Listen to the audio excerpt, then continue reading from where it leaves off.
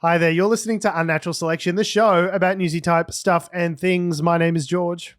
My name is Tom. And with that power... My name is Adam. And your name is Adam. And with that powers combined... I can't believe I just said lol. Fucking shoot me. And with our powers combined, we are Unnatural Selection. Make sure you visit us at our salubrious home on the web, unnaturalshow.com. I'm sorry, I'm just used to only having one of you here at a time. I just forget. Did you just I forgot you existed. My God, I was just telling George before we got on the show that, like, parking the car today, like, I dented the front of the car and I felt like such a fucking idiot and I wanted to crawl into a hole and die for that just really minor mistake. And I feel worse about saying lol just now without thinking about it. Oh, I thought you were going to say that. That's another thing I did in my day, and me doing that, that makes me hate myself more than denting the, one of the expensive life items that one must have. No, I want to say lol out loud all the time. So yeah, but usually I mean it ironically. In that moment, I meant it like genuinely, and I hate myself. So rather than laughing, you just went lol. Yeah. I did. I became the very thing that I detest. The ultimate hipster irony is to not actually enjoy anything unironically. It's to just see everything through a prism of irony at all times. Yeah. Thus falling into a spiral of despair and nihilism. I'm the 21st century Daria. Yep. You're standing on my... No. Good show. Should go back and watch that. That was a deep cut. Anyway. Speaking of... So I've been doing the show for 10 years and you forget that I exist. So thanks, buddy. I really appreciate that. It's, you know what? You're welcome.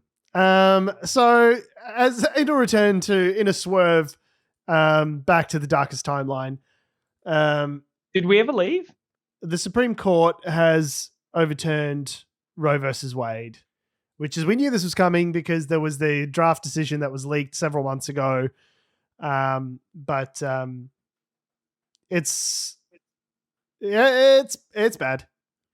It's extremely bad. Like I struggle to find the words without encouraging something that's very problematic. It's hard to talk about this in a way that doesn't encourage political violence.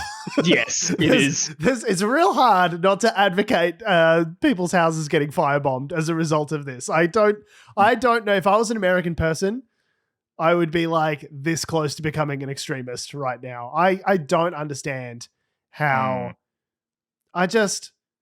Fuck these people, man. Fuck the Supreme Court. I have an open standing invitation for all the conservative members of the Supreme Court, Trollito, chief amongst them, to come and eat my asshole. I'm gonna just get some like some pungent, spicy Indian food going, and you can just come and eat my entire asshole. You bag of hypocrite pieces of shit. Like, I just can't. It's insane. They don't deserve a moment's peace for the rest of their lives. They should be hounded like 30 years from now. It's like the Nuremberg trials and they're old people and they're just being like, it's taken to the Hague for their crimes against women.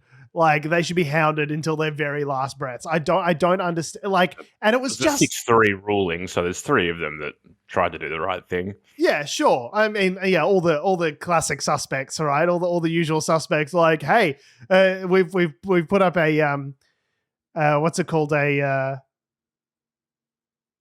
don't know what you're trying to describe. I can't help you. There's a minority, there's the majority decision, and then there's it's like a rebuttal. There's a particular word for it. But the dissenting opinion. Oh, dissenting. All right, yeah. The dissenting opinion is pretty straightforward. They're like, hey, this doesn't make sense, and it overturns 50 years of precedent, and it's really fucked up that you're doing this. Yeah. We dissent. Yeah. Not only is it 50 years of precedence, it's also like, this decision will directly harm people. Yeah, it's all bad and no good and makes no sense, and you're doing it for purely ideological reasons. And they made a big deal, as some of the commentary I was hearing about this was like, and they didn't even say we respectfully dissent. They just said we dissent. Like, oh, girl. And it's like, yeah, we are so past the respectfully dissenting part of this. This is the... How do you think the Supreme Court, like, Christmas lunch goes? Could you know it's Ketanji Brown Jackson's first day, And she turns up and the house is just on fire. And they're like, welcome to SCOTUS, baby. And it's just like a Justice Alito and Clarence Thomas like having a shit snowball fight, throwing turds at Elena Kagan. Like it's, everything's on fire. Like, I like to think all those photos of them, in their big black robes, in their nice like chairs, the 9 of them or whatever, smiling for the cameras. They're all just being like, "You're an absolute cunt, Thomas. Fuck you, Brown." They're all saying like through gritted teeth, they're like, "I hate you and everything you stand for, you piece of shit." They just can't let it show on their faces. We're a united team. Yeah. Except when we're not. So it's absolutely fucked because, as we knew about the leak of the draft for this ruling, I think it was only in May that leaked. It feels like months ago. It was only like last month. That came out. So while this just sounds like this isn't just an instance of where they go, all right, we are overturning. We're overturning this precedent, and then there's still a fight to be had. All these states had what do they call them? Trigger laws. Mm-hmm. They'd already drafted the legislation. So they'd done the prep. They'd done the reading. They were all organized and ready to go. It is amazing how fast shit can happen when it is in line with the views of cunts. Like when they're like, this is a terrible bad thing that will hurt women and minorities. We're ready to go. Looks like we're pulling an all-nighter, boys. I will have that draft on your desk at 9 a.m. Monday. Let's go. Whilst anything good, they're like, oh, geez, we got to drag our heels on this one. I don't know about this. I don't know about that. I don't know. Filibuster. Let's drag it out for 8 months. But when it comes to limiting the rights of women and forcing them to give birth, potentially to their own, to the detriment, no exclusions for rape, for health of the mother, incest. No, for that, they're ready to go. They're staying up late. They're pulling up all-nighters. They've got that shit in the chamber ready to go. It just goes to show like what the Republicans think is important. And it's all like culture war horseshit, anti-abortion, like anti-women's rights. Like these are the things that they care about, and they're all just terrible things. Like all of the justices, there was a great clip from The Daily Show where they were playing clips from all of these justices who just voted to overturn Roe versus Wade. And it played clips of them during their Senate hearings. Oh, the confirmation hearings. Stuff like their job interviews, essentially. Yeah, where they were specifically asked about Roe versus Wade. And each one of them to a person said, no, it's precedent. Roe, Casey is precedent on precedent based on the precedent of Roe. It's all established law. I'm not wanting to relitigate that, blah, blah, blah. And then the reason they were asked these questions as conservative judges is because everyone knew they were fucking lying. And there's laugh tracks, that the Daily Show plays over their responses, bomb, bomb, bomb, da-da-da-da-da-da-da-da-da, like, oh no, I believe it's settled law, da-da-da-da-da-da-da-da-da-da. Yeah, like, I believe it's settled law, which is why I would like to be hired for the job that could make it not settled law. Until it's not. It's all settled law and precedent on precedent and precedent on precedent on precedent on precedent, racks on racks on racks, until it's not precedent, until the minute that we've got the majority, in which case precedent can all get fucked. This is just an ideological battle and we want to turn this over. Like anyway, I'll give you a list of the states that where abortions are now illegal in the United States. And it's all the usual suspects, right? Alabama, Arizona, Arkansas, Florida, Idaho, Kentucky, Louisiana, Mississippi, Missouri, North Dakota, Ohio, Oklahoma, South Dakota, Tennessee, Texas, Utah, and Wyoming. It's never like and isn't it like 26 of them? It's like just over half the states. These are the ones where they've had trigger laws that have been activated. So abortion is functionally illegal in half the country as of yesterday. Yeah, and in others like on the 1st of July and late July or whatever. Yeah, there's some of those where there's a bit of a delay, but there's a lovely cooling off period when it comes to fucking over everyone with a uterus. Cooling off period if you can't get out of it.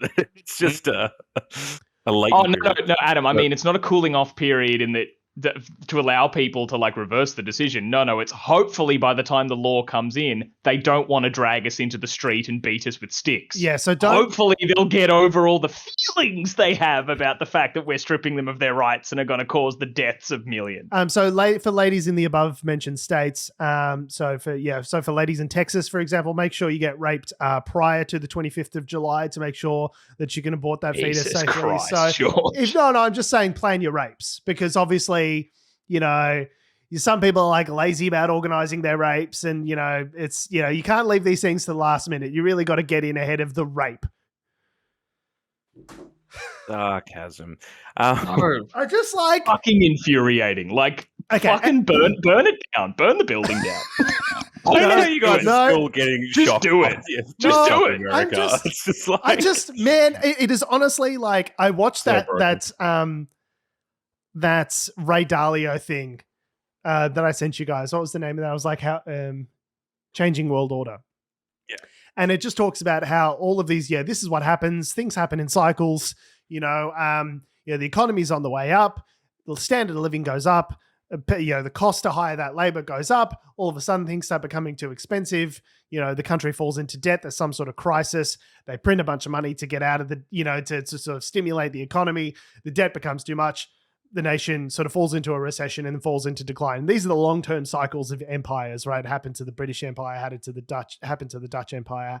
And like right now, it's happening to America, and America's on the decline and China's on the rise. And all I can see is just a country that is falling apart, fucking itself in the face. Like it is like a Mobius strip, like a snake eating its own cock, just like fucking itself in its own head directly into the abyss. And China's just looking at it, just kind of like sidling past it, going, I thought we were going to have a war to be number one, but it turns out you guys are doing this all by just fine by yourselves. It is a nation that is like completely broken. And it's like just... Culturally, it's struggling, right? It's culturally it's America. That's a very nice way of putting it. That is a branded Adam Christopher Doreen understatement of the year 2022, Gold Logie Award winning understatement. Yeah, I love it. George has a long description of how he feels the country's like burning itself to the ground just based on like some further required reading. I just basically said burn the Supreme Court down. Adam's like, they're struggling. I feel that's our dynamic. That's the vibe. Three of us. Yeah. It's like, George, well-informed, strong opinion. Me, chaos. Adam, let's see the better side of this. I don't know if it's just because I've been listening to too much Dave Anthony on Twitter. I've just been listening to too much of the dollop, but it really does feel like burn it down season. Like it really does feel like the point in the story where the public loses patience and like starts killing people. That's the point in the story. I'm not advocating that necessarily, but I'm just saying it does feel like we're at that point of the story where bodies start dropping in the history story. That's the point that we feel like we're at. And the thing that's so monumentally fucked about all of this is that we remember, Troll Alito, Samuel Alito, in his draft opinion that was leaked, said like, no, this just applies to abortion because abortion's special because it applies to life. And so don't read into this too much. I know we all lied about how we got here and what we were here to do. And there's been a 50-year-long effort by the Federalist Society to supply a conservative pipeline of judges to the Supreme Court specifically for this purpose. This is kind of our V-Day. It's what we've been training for our entire lives. But like, trust me when I say it only applies to abortion. And then Clarence Thomas said, hold my beer. I got this. Yeah, right. So there's another thing that they do called a concurrence. So there's a majority opinion. And then you can do what's called a concurrence, where it's basically, I'm someone who sided on the majority opinion and I agree with this thing, but here's also my 2 cents as to where I think you also get to write an essay as to why you voted the way you did. Exactly right. And if 75% of the essay mark is the work itself, and then 25% is your own little journal. Mm-hmm. Yeah, it's just Clarence Thomas's Dear Diary. Today, I wanted to overthrow every precedent that makes any difference to American society at large. So in the quote from Samuel Alito says, nothing in the decision, quote, should be understood to cast doubt on precedents that do not concern abortion. Okay?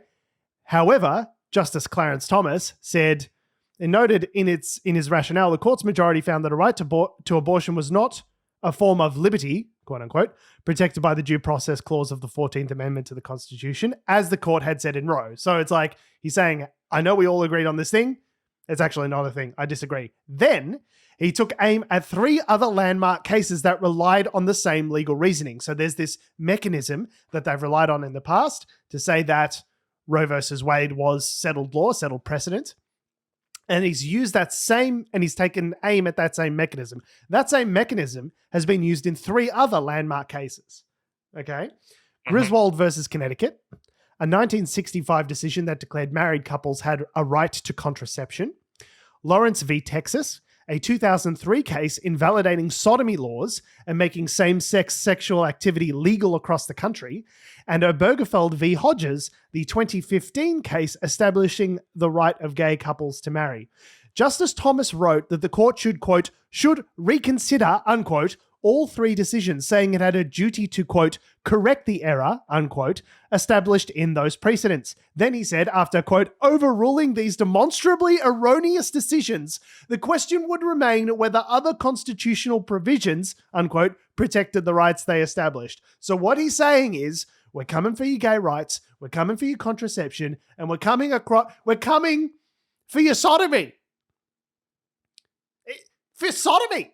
I think I've talked about this before when we talked about Tasmania here in Australia and their like quite archaic sodomy laws up until like the late 90s at least. Like that's not just anal sex. So if Clarence Thomas gets one more blowy from his wife after he does that, he's a criminal. They're coming after. That just needs to be established here. If you're against like making sodomy allowed, it means you're against all those things. Just remember that. I just can't. Like, it's brain breaking. The audacity, the arrogance of this to say not only are we going to overturn 50 years of precedent, but like, hey, I don't know if married couples have a right to contract. You know, like, that's so insane. It's so insane.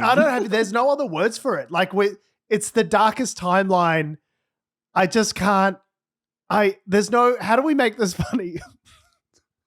Just to go into some further of the detail, because we tend to give the reactions before the detail sometimes on this show.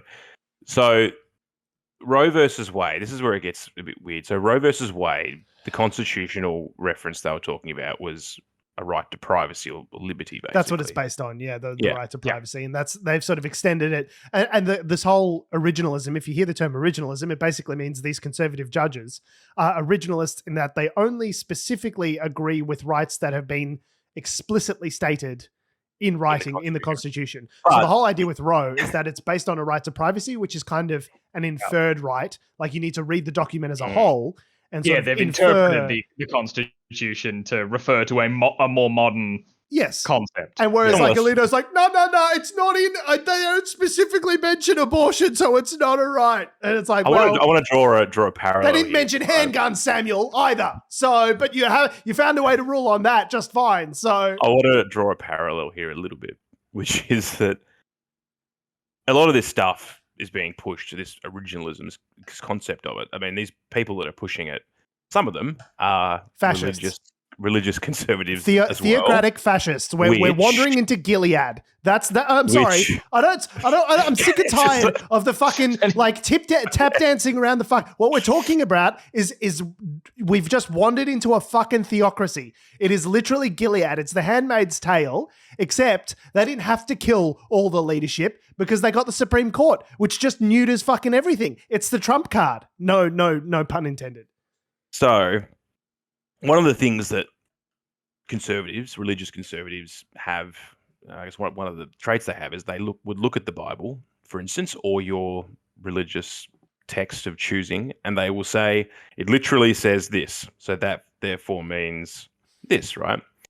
I'm trying so hard to maintain like a respectful silence while you speak. Honestly, it's murdering me right now. What I'm saying is that they're kind of taking that same concept from their religion and they're using it directly within their professional practice, which is informing, in this case here, the civil rights of May America. I offer my rebuttal to that? But When- no, no, they no, don't. I'm not saying it's good. Listen to me. I'm making a point. Shut up. But they don't do that. Go on. Kill myself. Well, I'm saying that there are similarities here, and the point being is that they're taking their own personal views from their religion and the way they interpret that religion, and they're putting it into law, which affects everyone, which is not meant to be religious. The key part of what you said there is the way they interpret their religion, because there's plenty of sects of Christianity that don't believe in this absolutionist kind of rhetoric, man shall not lie with man as he does with woman and all this sort of shit. And you know how I know that? Because the Bible is big and there's a lot of shit in the Bible, and there's some things that they really give a shit about, i.e. dudes bumming other dudes. They're just like incredibly focused on that to the exclusion of everything else, just like furiously masturbating over Leviticus fucking 4:12 or whatever it is. That they're very concerned about. But like when it comes to mixing cotton and polyester, they're not so, that's not so important. That's not, shaving their beards seem to be fine with that, even though it explicitly says in the Bible, you can't shave your fucking beard. Okay. You have to have a head covering. You have to have a kippah or a yarmulke. These are things that are explicitly mentioned in the Old and New Testaments as rules that if you are a Christian or if you're a Jew, you need to abide by it. Those they can take or leave. The abortion stuff, well, I want to be a literalist. For that, I'm an originalist. Why? Because it's got nothing to do with the Bible. It's got to do with controlling women's bodies. That is the start and end of it. It is all about power and control. If men were the ones that were carrying babies, you'd be able to get abortion at a fucking ATM.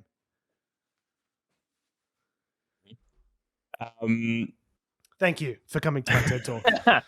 I think the religion angle, I think, is also going to be quite interesting in all this.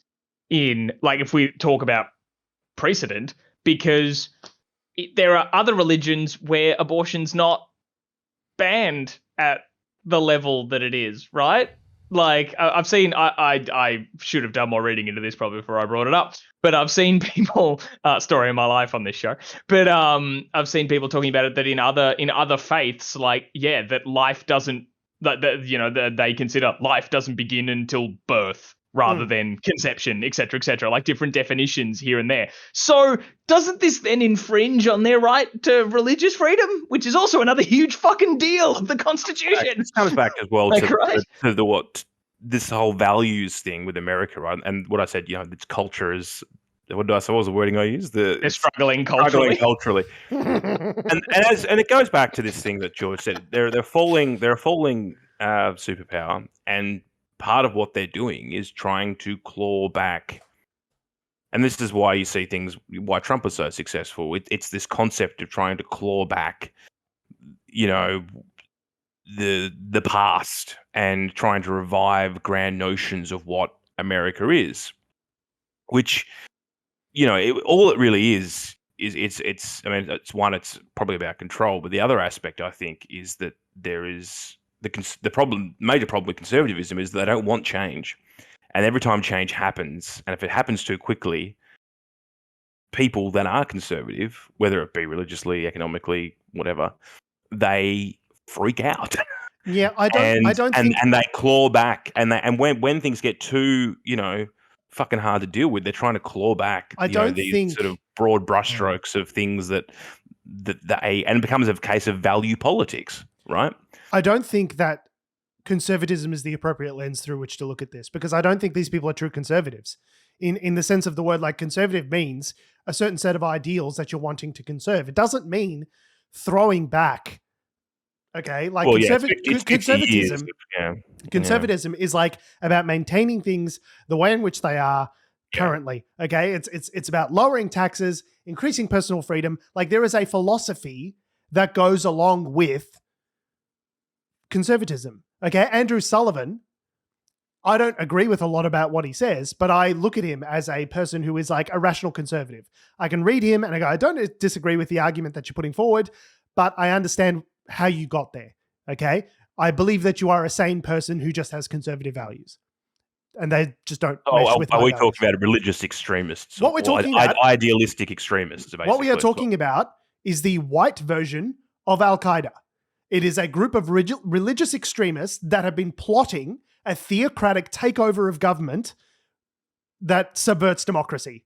Like, it's fascism. I don't know what else to call it, because the vast majority of Americans don't agree with this decision. It is not a democratic. The vast, vast majority of Americans believe that women should have a right to choose, believe that gun rights should be strengthened, believe that, I don't know, marijuana should be legalized. Like, all of these, what we are talking about is minority rule by a group of religious extremists. And if it happened in another country, they'd be sending in the fucking drones. The other thing, the thing that I always get so hung up with, I yield my time. Guns, thank you, George. The guns right thing as well, which we'll talk about in a second. It's all based on, they're like, it's in the Constitution, so it's constitutional right. I'm so sick of this fucking Constitution. Can I just say, I don't give a fuck. I don't give a fuck what a group of 18th century slave fuckers said and wrote down on a piece of paper. They couldn't have envisioned a handgun. Okay? These guys, if you showed them an iPhone, their fucking brains would explode. These fucking morons, these founders. Okay, 1,000 years from now, we're still going to be going, no, but the founders in 1776 said that we had to. Fuck off. I don't give a fuck about this fucking Constitution. They didn't even think. The First Amendment, the first one after they wrote the Constitution, and then after they fixed it up, they go, freedom of speech is pretty good. We forgot to put that in the first one. Get fucked. So the original Roe versus Wade one was based on the 14th Amendment, right? How many amendments are there in the Constitution? They just forgot to give women the right to vote. That was the 19th Amendment. They got through 18 of the fuckers before they were like, geez, guess what? The other half of the population should probably have the right to vote. Hey, only George. After a years-long campaign where people's blood was shed and people's heads getting fucking kicked in, did they allow the right to vote? So maybe they aren't the paragons of infallible virtue that they've been made out to be. Perhaps Thomas Jefferson, who fucked his slave, raped his slave for 20 years, maybe he didn't know what the fuck he was talking about. Maybe it's no longer applicable. Well, yeah, I was going to say, they didn't forget to give women the vote. They chose not to because they were cunts. Yes. But why? My point that I was leading to on this before George. I got to take some deep breaths. George's brain exploded. I did notice you set up the standing desk. I was like, George is getting on his feet. This is not going to end This is standing energy only. This is not a sitting podcast. I made a mistake. I'm very hungover and I don't have the energy for this. What would it take to have another amendment? You'd have to have a referendum, I'm assuming, of the Constitution to add things in like abortion rights or things like, if you want to go down this absolutionist route of like, well, no, we have to have it literally written in the thing. Well, what would it take to then have a referendum to add these things in? I don't think it's a referendum. I think they need a majority of the voting public and a majority of the states. So it's like, it'll never happen. Okay. So it's not just a congressional decision. No. I imagined way back when they were fucking writing the thing and all that, like it was all about just Congress has to agree. But yeah, no, I'm not sure, Adam. It's actually a more stringent threshold than that. An amendment may be proposed by a 2/3 vote of both houses of Congress, never going to happen, or if 2/3 of the states request one by a convention called for that purpose. The amendment must then be ratified by a 3/4 of the state legislatures or 3/4 of conventions called in each state for ratification. So basically, you need everyone in the country to agree, which, as we all know in American politics, might be slightly problematic. It was much easier when the group was smaller and we're kind of all like, we're all dudes, right? We're all dudes here. We can all just talk things out and have respect for each other. No, but like, that's actually, so interestingly enough, it doesn't actually involve a vote by the people. It's the representatives that they've elected that make the decision. Is that correct? Oh, yeah, you've elected people to represent you in decisions such as these. Because in Australia, it has to be a referendum. A referendum, yeah. Yeah. So in theory, though, so what they would have to do, somehow we'd have to embark on a 60-year campaign to depolarize completely America. Depolarize, remove all the ideologues from power, and change the amount that the types of people are running for candidacy in America. Seems simple. All we need to do is fundamentally change the way that their democracy works in order to get the result that we want. So you mean with some of this stuff here? Where are the good billionaires? Where are the good billionaires? Where are they? Where's the Elon? George What are you Soroses? doing? What are you doing, Elon? Where are you, mate? Seriously, if Bezos and Elon got together, They probably can. Actually, Elon's kind of a conservative anyway. So Elon's a shitbag. We hate Elon. I was going to I say, like if Elon and Jeff Bezos got together and made some decisions, oh boy, I shudder to think what those constitutional amendments would be like. They were like, oh, you know what? Work for nothing. If you don't turn up to shift, we shoot you. Yeah, because they'd be primarily you are modern slaves. Constitutional amendments primarily concentrated around union busting. It's just about busting unions. Electric boogaloo. Like, unless you're a billionaire, your toilet is a bottle in your truck. So one more. That's not even. That doesn't even help them. That's just mean. It's just mean spirited. Yeah, that's just we're just doing it because we can, because we're fucking billionaires and we own you. So one more question about the overturning of Roe versus Wade. So there are, from Roe versus Wade, which was a precedent, there are a bunch of other cases that were then decided because of that precedent. Casey being the one that comes to mind. Yeah, Well, like there's dozens, right? Yeah, do they then all get overturned somehow? Like, do they go back and like? Not instantaneously, I imagine, but it's more if they were like, hey, let's revisit that decision, like they've revisited the Roe v. Wade decision. Part of that decision making, they could say, well, we overturned the precedent that this is based on, so using that as logic, this probably doesn't make any sense either. And then down the list they could go. So Joe Biden this week came out and said, like, oh, you got to get out and vote, and that's how we're going to fight back. We're going to fight back, people. And we got to vote on members of the Supreme Court. Wait, we don't? Oh, shit. I say we're Australians, but you get my point. I'm so infuriated with the Democrats because it's like at every stage, like I'm pretty sure on this podcast, we've talked about when Amy Coney Barrett was assigned to this, appointed to the Supreme Court. I think I said something to the effect of like, well, there goes Roe versus Wade. Like it was all entirely predictable. And at every stage of the process, there were times where Democrats had a supermajority and could have legislated to protect the provisions in Roe versus Wade, to make those rights part of federal law and thus available across the country, regardless of the state of Roe versus Wade in the Supreme Court. Rather than just relying on a precedent set. And everyone was like, you're overreacting. Oh, no. Amy Coney Barrett said, no, not gonna. And so we have to believe her. And so, like, it's just the absolute failure of the Democratic establishment to do anything about this up until this point is just completely, utterly laughable. And to go, oh, you got a problem, go vote, is just facile. Like, go vote. It's the same reason that they don't. I think it's actually a deliberate policy for the mainstream Democratic establishment to not fix these problems, because then they can run on them. Okay? Like, if you just fix the minimum wage. 4D chess there. I don't think it's 4D chess. I think it's just pretty straightforward logic. If you actually solve people's problems, what are they going to elect you for? You need to be able to turn around. Every election has been the most important election of our lifetimes, here in Australia and over in the United States. And they could just peg the minimum wage to the inflation rate, and then they would never need to have the fight again.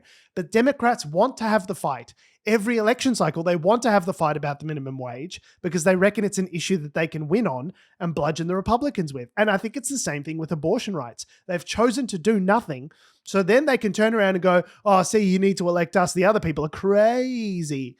Like, this is all the midterms, not just a midterm strategy, but that it's a deliberate midterms. I think I think it's a miscalculation. I think at every point they've done nothing for Roe because, like, oh, it's Roe, it's settled precedent. Nothing's ever going to overturn Roe. Nothing bad is ever going to happen to me. They couldn't hit an elephant at this distance. What?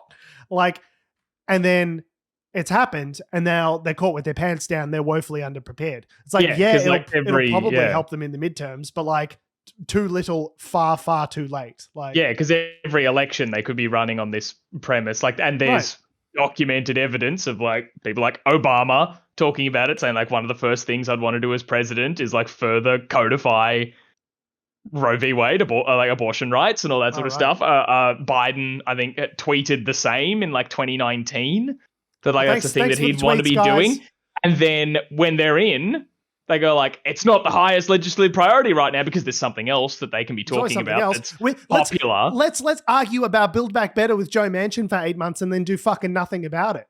Like, So they say they can do it, and then they're elected, and then you're in office, right? So then you're like, oh, cool. Like, all right, kick that can down the road. All the while, the sinister, evil gremlins in the background are appointing judges over the past few decades, and then, then now here we are. It's just, I know like everyone has said this before. This isn't that original a thought, but just when you really think about it, how like the concept of life appointment, like positions of power, Absurd. like the Supreme Court is nuts, because we all look at like whenever we think about that, like as we talked about when it was suddenly infinite G in China, and the way that Putin has essentially assured that he'll never be removed ever again until he dies. We're all like, that's insane. Having one person or like one group of people in power completely unable to be removed unless they resign or die is just madness, because of how fallible people are, how craven people can be. People who will be put in those positions will abuse that power for their own ideological ends. And we've seen it before, and we're seeing it now. And it's like, so that, to George's point of being told to vote, like, vote. Maddening. Like, people didn't vote on this. Like, the public don't vote these people in. Unless they've got some... Democrats in again, the Democrats can't just yank these cunts out either. But the thing is, they did vote 4 vote times on this episode. I'm clearly really angry. The thing is, the Democrats hold all the levers of power. They hold the House, they hold the Senate, they hold the presidency, and still, even with a majority in all of those, all they're doing is standing around with their dicks in their hands because Joe Manchin, one guy, and maybe Kristen Sinema, won't overturn the filibuster. Right? They did. All the people did come out and vote, and they delivered majorities for them. And guess what happened? Fucking nothing happened. Like, they did the thing that you asked them to do. Unless you're asking them to deliver you a 65-seat supermajority in the Senate, which will never happen because of the makeup of the Senate, then nothing. We're just under the assumption that nothing's ever going to get done again. When Republicans win, they win, and when Republicans lose, they still win. Somehow they can manage to corral their people, whereas the Democrats just sitting there with their dicks in their hands. First time viewer, Chief Queef 88 says, "Look at Palpatine. Did we learn nothing?" Yes, this was the Supreme Court executing Order 66. This is exactly what just happened. Yeah, that's actually who's Jar Jar Binks in this analogy? Because Jar Jar Binks was the one who granted Palpatine the emergency powers that allowed him to carry out his evil plan. Is Joe Manchin Jar Jar Binks? Kind of. It's like just Trump in that context, which actually sidles up. And the other thing is, one of those Supreme Court seats is stolen, right? You know, when they were about to prior to Obama leaving office, they were supposed to have another Supreme Court a nomination, which went to did it end up going to Alito, whoever it went to, is it a conservative justice? Yeah. Because they were like, no, you shouldn't be allowed to appoint a judge because you're on the way out and the people are about to vote potentially. Well, actually for a new president, be it Democrat or Republican. So no, they should be the ones that get to appoint it. Republicans win, they appoint whoever they want. Yeah. But then... So they blocked Merrick Garland. Ruth Bader Ginsburg died. Yeah. And exact similar, same sort of situation. And the same thing happened days before an election. I think it was like 2 weeks before an election. They rammed Amy Coney Barrett through. So under the same premise, and had no compunction whatsoever, these Republicans, about looking like fucking hypocrites. The Democrats need to start playing hardball. They need to be the same level of ruthless, amoral, hypocrite fucks that the Republicans seem to effortlessly be at all times. They need to be amoral for justice. Like... The thing that I like, it's obviously just a culture wars thing in terms of the reason why they want to do it, and the stuff that we've previously discussed over the last sort of half an hour or so. But like, what, like Clarence Thomas, is that the lady? Yeah, it's just like the man. Sorry, he sits back, goes, "Great, done, sorted it out. Abortions can now happen no longer happen in America." And then what? Yeah, what's the plan, Clarence? He was got the one who wrote the situations thing of probably- let's take away gay marriage and everything as well, right? You've probably got situations of like, probably increased levels of like family problems and No, violence. they don't give a You've probably got fuck. issues This is with- the point, Adam. with The whole point of poverty. what You've they do probably at the got Supreme issues- Court is they say, that's not our fucking problem. Doesn't matter if it's bad for everyone and breaks fucking democracy. The Supreme Court has ruled. Suck my dick. They don't give a shit. They don't care that forced births will kill women. Like, I've seen, my sister-in-law was pregnant not that long ago. It was hard on her. There was, I don't want to talk too much about her medical situation. It's obviously private information. It was not necessarily easy at all times. There were points where she was really suffering, and I could see that. Okay. Same with other people that I've known. Pregnancy is a difficult thing. And some of the, there aren't even exclusions in some of these states for life of the mother. They are telling you at the point of the gun, at the end of the, with the consequences being imprisonment or violence from the state directed at you, an individual, that if you do not carry out this birth to term, which may kill you, could be an ectopic pregnancy that kills you, no exclusions for that in some of these states. If you do not throw your life into the meat grinder for this maybe child, you'll be charged with murder. You'll be charged with it's beyond the pale of what could possibly be reasonable. And the Supreme Court doesn't care. They don't care. They don't give a fuck. They go, that's a you problem. That sounds like a you problem, bitch. Yeah. Yeah, they really do not give two shits, because it's also the long touted opinion and correct opinion is that even banning abortions doesn't end them. It just makes them less safe.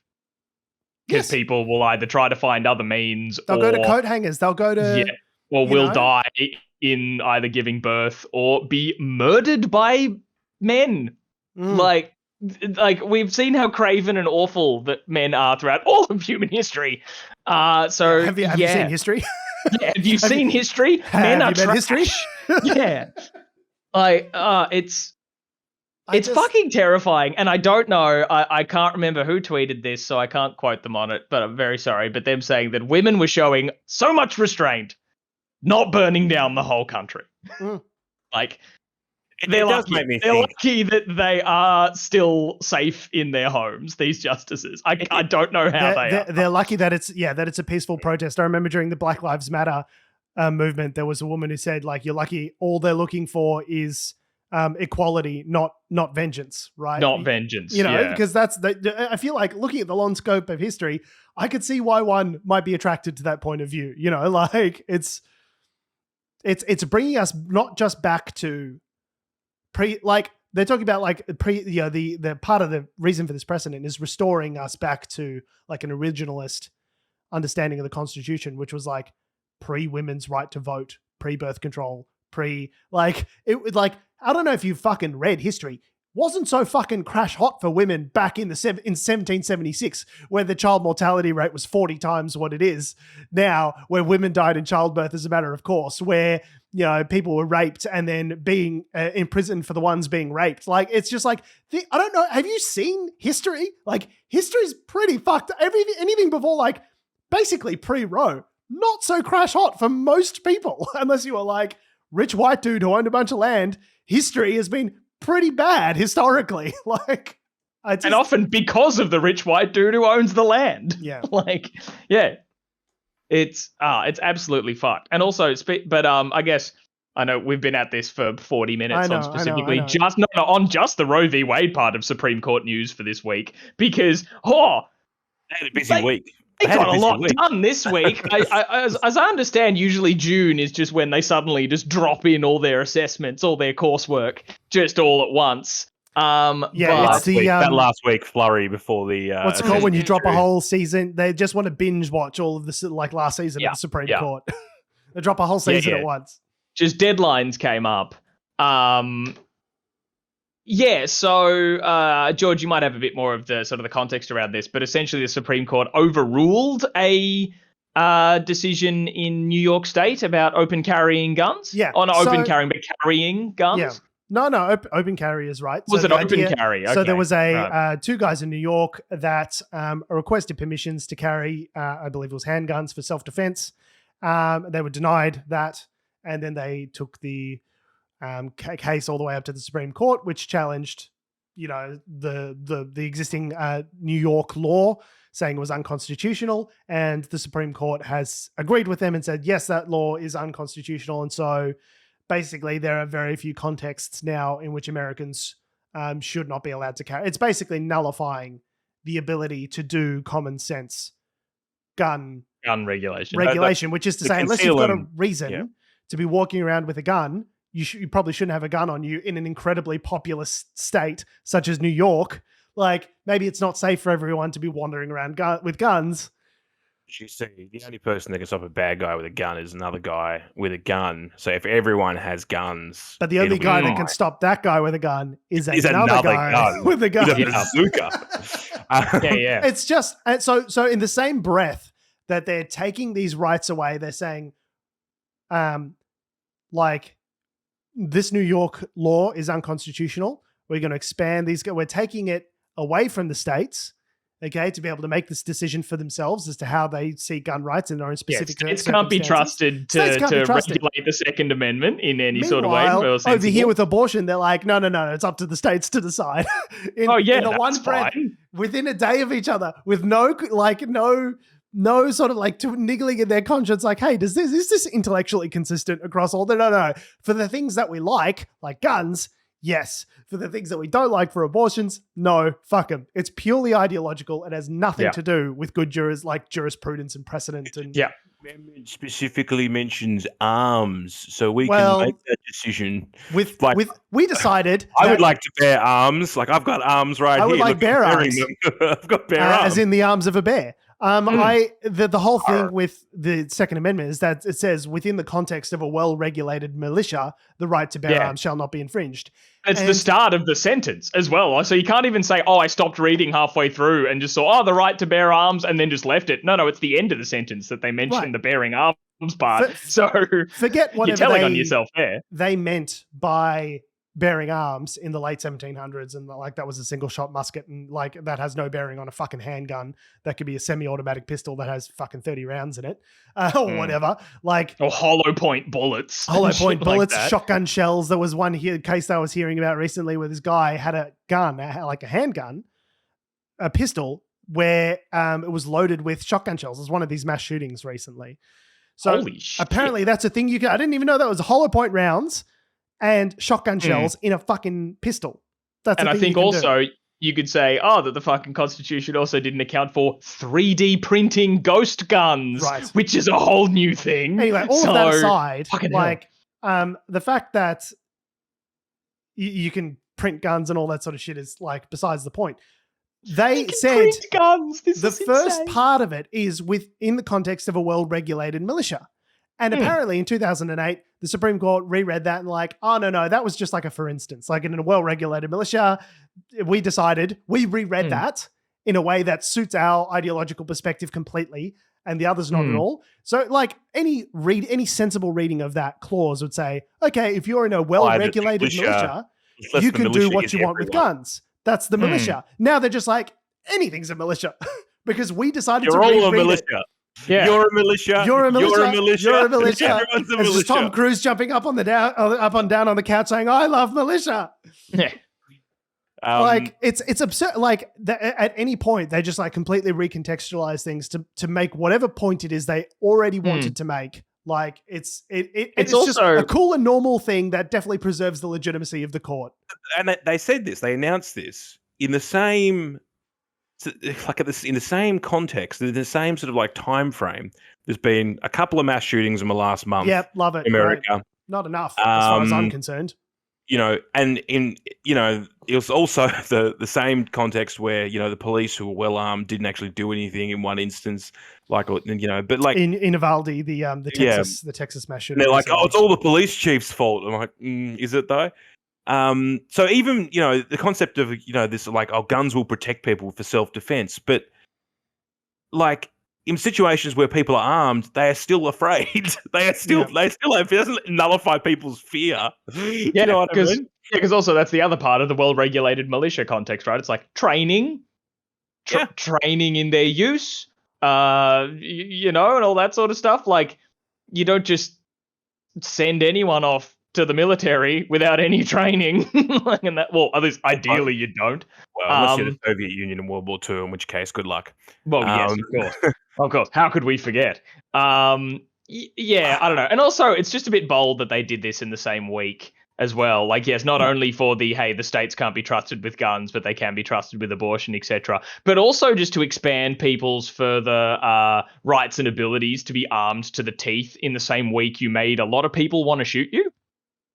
Like, just a very bold choice. It's like, no, you can have the weapons you want. Also, flip the bird. That would be, bro. That would be some Greek tragedy shit where they so they then get shot. I don't understand how it hasn't happened. There's so many people in the country that are mad at you, and the country is, thanks to your rulings, Supreme Court, awash with guns. Like, baby's first M16 is now, like, the people, it's just like, congrats. It's a boy. Here's your M16. Like, this is the kind of country that they now live in, where there's more guns than people. And the Supreme Court's like, yeah, I don't give a fuck if we're less popular than fucking herpes. Everyone gets a gun. You get a gun. You get a gun. You get a gun. And someone hasn't, like, attempted to assassinate them. I don't know how it's possible. The other crazy thing, though, is there was that a case recently where someone with a gun was arrested near Justice Kavanaugh's house.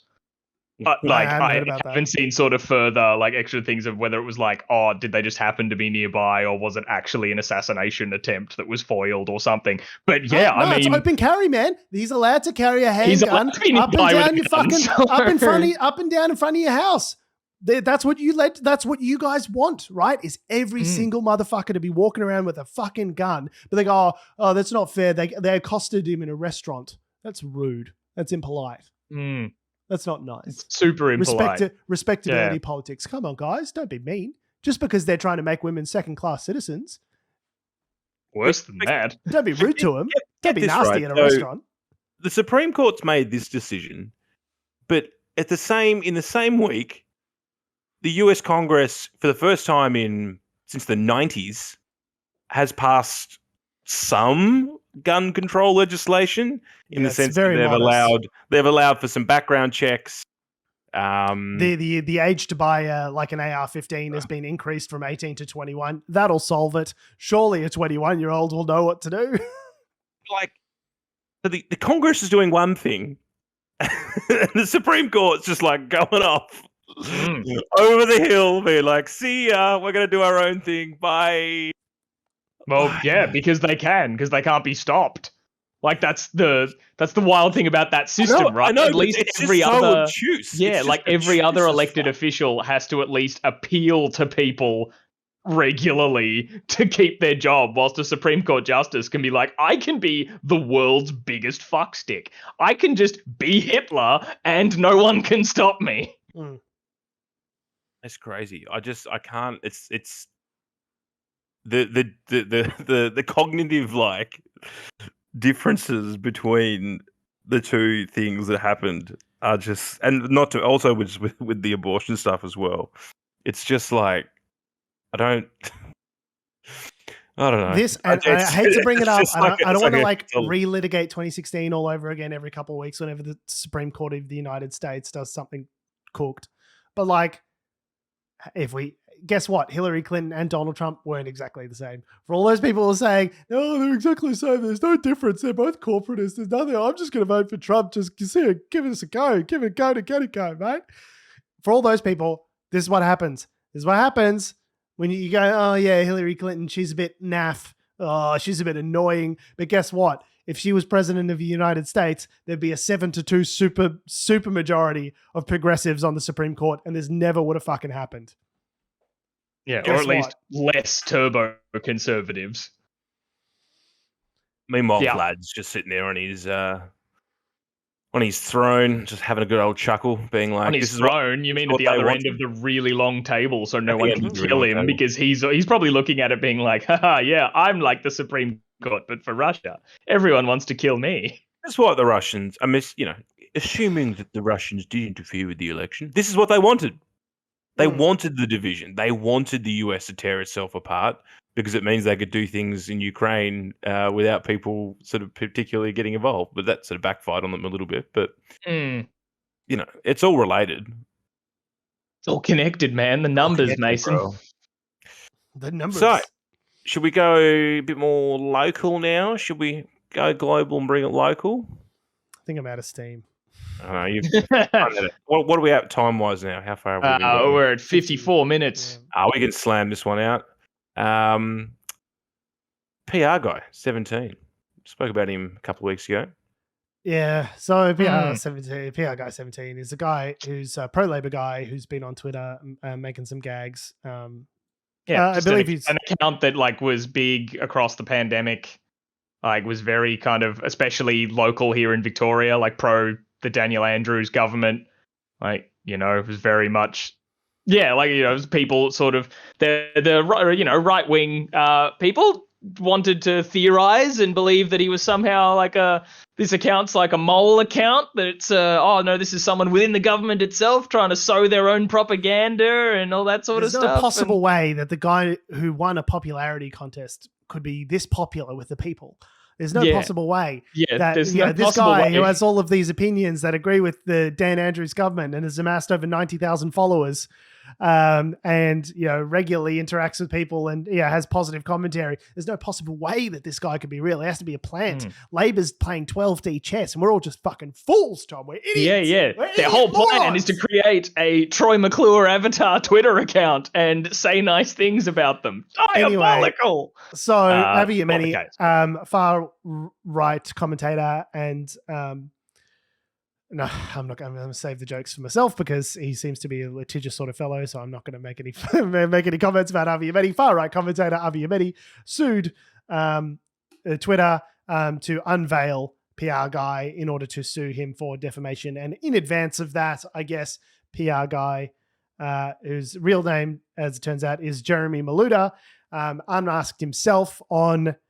Jordan Shanks, Friendly Geordies. Some of them might know him as. They conducted an hour-long interview on his YouTube channel, unmasking him to the general public to, I guess, cut Avi Yemini's lunch and deny him the satisfaction of unmasking him through the courts. We've got to get out ahead of it, boy. We've got to get out ahead of it. Well, but also to unmask himself as, no, I don't work for the Andrews government either. Like, I'm just a guy. Yeah, it turns out, who is Jeremy Maluda? Turns out Jeremy Maluda is just a guy. He's just some dude. Like so many people you see on Twitter, it's just some guy's opinion. Yep.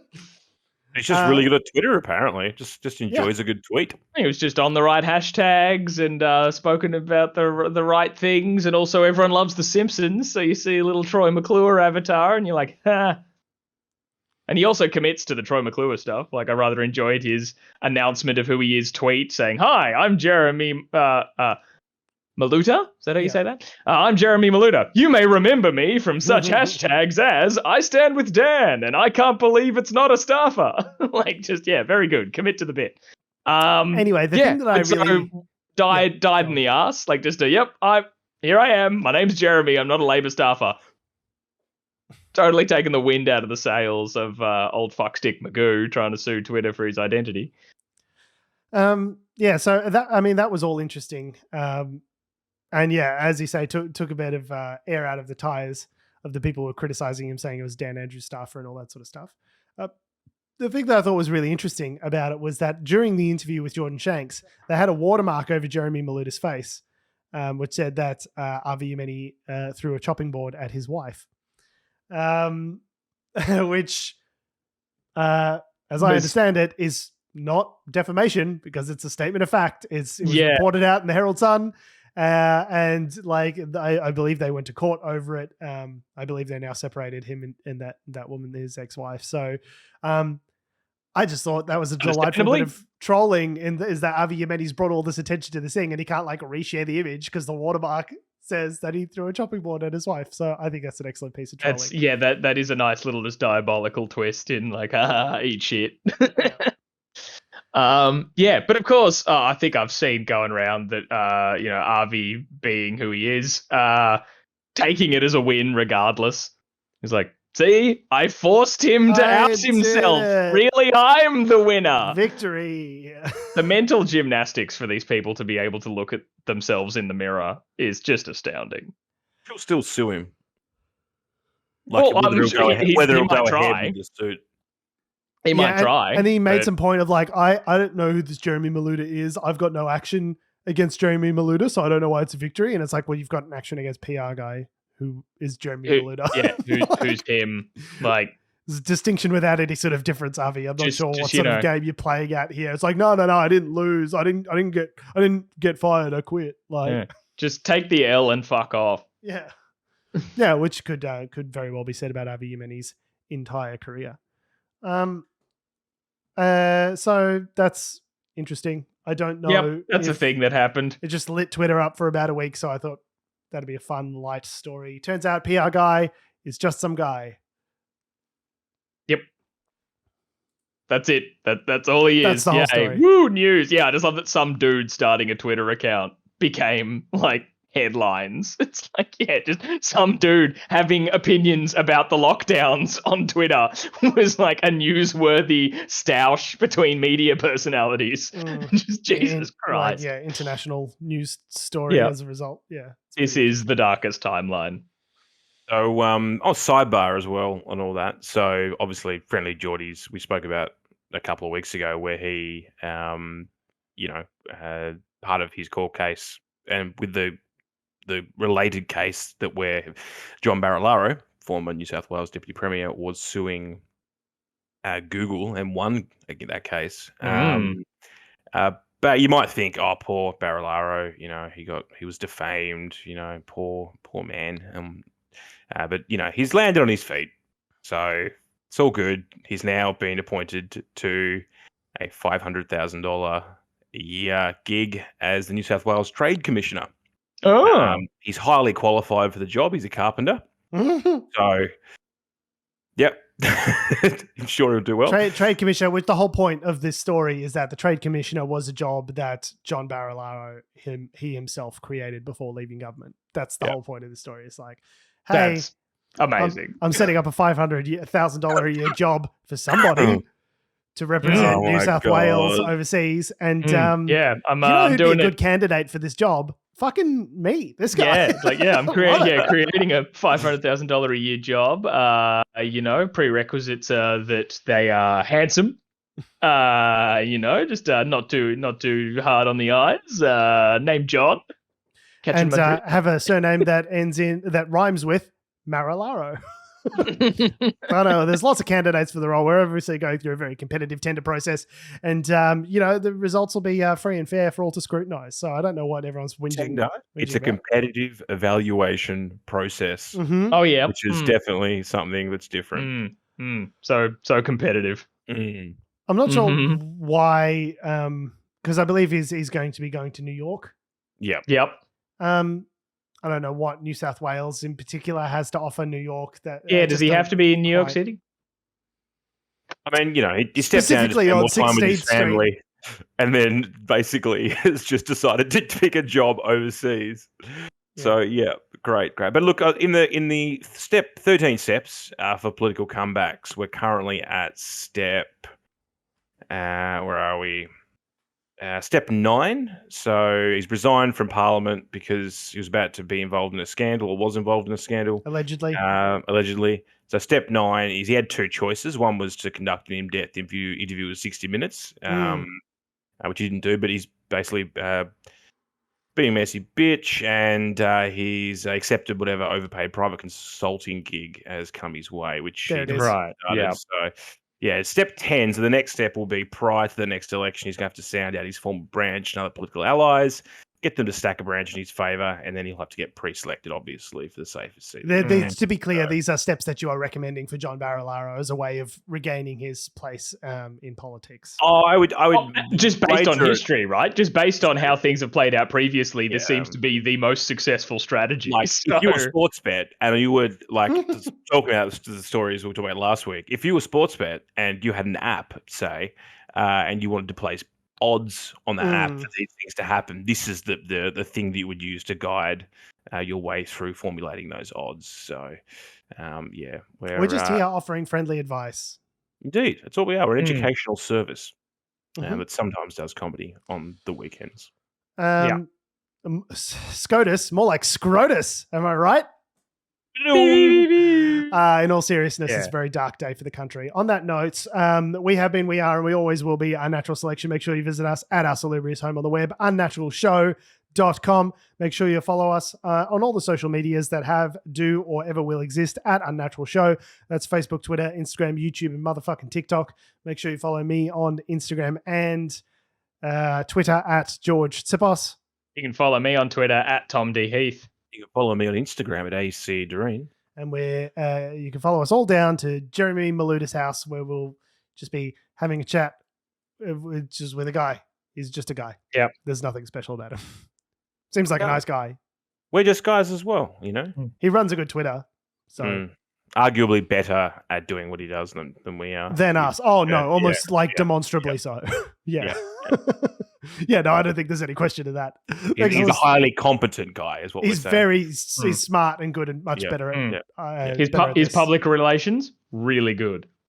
Thanks if you need a guy for PR guy. I don't know if he actually works in PR. Thanks for listening, guys. He should. Love your faces. We'll see you next week. Maybe we could reach out to him and get him to do some PR for us. No, he's so much better than us. Yeah, we missed that boat. We could pay him. No, we can't. We have no money.